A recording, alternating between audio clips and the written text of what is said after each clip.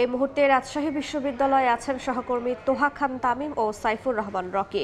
শুরুতেই সরাসরি যাচ্ছি তামিমের কাছে। তামিম,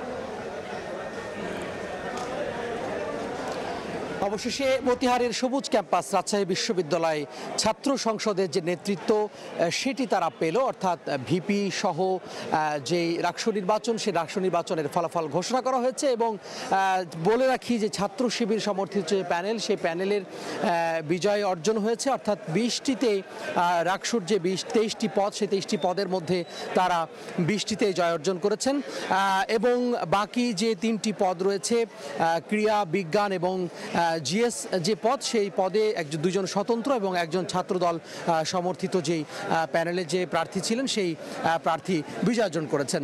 আমরা এই মুহূর্তে নবনির্বাচিত যে রাকসুর ভিপি তিনি কথা বলছেন, আমরা একটু তার কথা শুনতে চাই। এসি এই ব্যাপারগুলো ওয়েলফেয়ারমূলক কার্যক্রমগুলো র্যাপিডভাবে যেহেতু করা যায়, এগুলোর জন্য আমরা চেষ্টা করব। আর যেগুলো লং টার্ম কাজ, অনাবাসিক শিক্ষার্থীদের জন্য ভর্তুকির ব্যবস্থাটা, এগুলো একটু লং টার্ম সময় লাগবে, এগুলোর জন্য আমরা ধারাবাহিকভাবে কাজ করবো ইনশাআল্লাহ।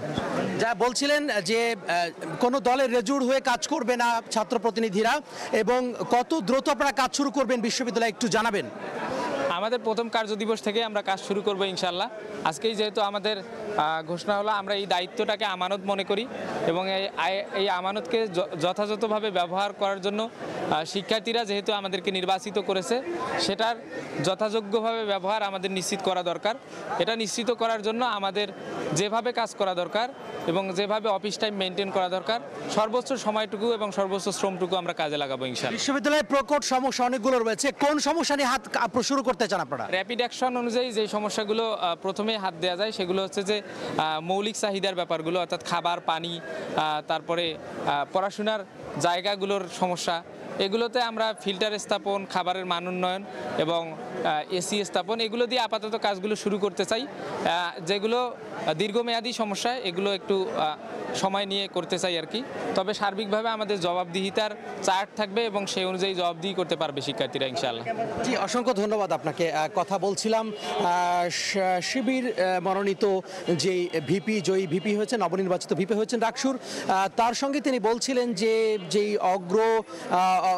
প্রথমে অগ্রাধিকার ভিত্তিতে যে সমস্ত সংকটগুলো রয়েছে, সমস্যাগুলো রয়েছে বিশ্ববিদ্যালয়ের, সেই সমস্যাগুলো তিনি চিহ্নিত করাই হয়েছে ইতোমধ্যে, এবং প্রথম কার্যদিবস থেকে তারা তাদের যে কার্যক্রম সেটি তারা শুরু করতে চান। বিশেষ করে খাবারের, ক্যান্টিনে খাবারের সমস্যা, পরিবেশগত সমস্যা, এছাড়া পড়াশোনার যে পরিবেশ ফিরিয়ে আনা, বিভিন্ন যে বিষয়, গ্রন্থাগারে শীতাতপ নিয়ন্ত্রিত এটির ব্যবস্থা করা সহ অন্যান্য যে বিষয়গুলো রয়েছে, সেই বিষয়গুলো তারা নজর দিতে চান। পাশাপাশি যে পরিবেশগত যে সমস্যা রয়েছে, সেই সমস্যাগুলো তারা সমাধান করতে চান বলে তিনি আমাদেরকে জানিয়েছেন। এবং কোনো দলের লেজুড় হয়ে কাজ করবে না, কোনো দলের এজেন্ডা বাস্তবায়ন করবে না ছাত্র প্রতিনিধিরা, এই ব্যাপারে বারবার উচ্চারণ করেছেন শিবিরের কেন্দ্রীয় সেক্রেটারি জেনারেল। তো আমরা এখন চলে যাব সহকর্মী সাইফুর রহমান রকির কাছে। তিনি আছেন বিশ্ববিদ্যালয়ের অপর প্রান্তে, তিনি জানাবেন তার হাতে থাকা বেশ কিছু তথ্য। দীর্ঘ 36 বছর পর রাকসু নির্বাচন অনুষ্ঠানের মাধ্যমে শিক্ষার্থীরা তাদের ছাত্র প্রতিনিধি হিসেবে ভিপি, জিএস, এজিএস সহ বিভিন্ন পদে তাদের পছন্দের প্রার্থীদের বেছে নিয়েছেন। এবং এরই মধ্যে আপনারা জানেন যে এখানে আসলে ভিপি পদে ছাত্র শিবির সমর্থিত সম্মিলিত শিক্ষার্থী জোটের যিনি ভিপি প্রার্থী ছিলেন মুস্তাকুর রহমান জাহিদ, তিনি 12,687 ভোট পেয়ে কিন্তু তিনি এখানে নির্বাচিত হয়েছেন। এছাড়া এখানে জিএস পদে নির্বাচিত হয়েছেন সালাউদ্দিন আম্মার, তিনি আধিপত্য বিরোধী ঐক্য প্যানেল থেকে তিনি 11,537 ভোট তিনি এখানে পেয়েছেন।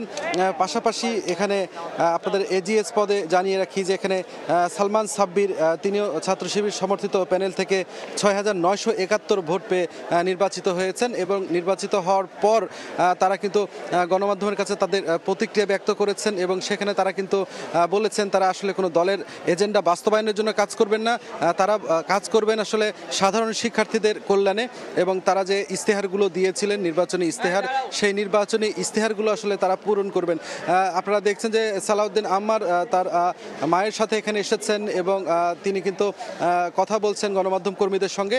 পাশাপাশি আমরা অপর প্রান্তে দেখেছিলাম মুস্তাকুর রহমান জাহিদ, তিনিও কিন্তু তার প্রতিক্রিয়া জানিয়েছেন। আমরা সর্বোপরি রাজশাহী বিশ্ববিদ্যালয়ের উপাচার্য প্রফেসর ডক্টর সালেহ হাসান নকিবের সঙ্গেও কথা বলেছি। তিনি ব্রিফিংয়ে যেটি বলেছেন, শিক্ষার্থীরা ভোটাধিকার প্রয়োগের মাধ্যমে তাদেরকে যে আমানত দিল সেই আমানতের যেন তারা খেয়ানত না করে এবং তারা যে প্রতিশ্রুতি শিক্ষার্থীদের কাছে দিয়েছেন তারা যেন 1 বছরের মধ্যে সেই প্রতিশ্রুতিগুলো পর্যায়ক্রমে শিক্ষার্থীদের কল্যাণে সেটি পূরণ করেন এমন প্রত্যাশা কিন্তু তিনি জানিয়েছেন। পাশাপাশি এমন পরামর্শও তিনি যারা নির্বাচিত হয়েছেন তাদের কাছে কিন্তু জানিয়েছেন। তো এই ছিল আমার কাছে রাজশাহী বিশ্ববিদ্যালয় থেকে রাকসু নির্বাচন পরবর্তী যে সংবাদ সম্মেলন বা এই যে নির্বাচনী ফলাফল ঘোষণার পরবর্তী যে কার্যক্রম ছিল, প্রতিক্রিয়া জানাচ্ছিল তার সর্বশেষ।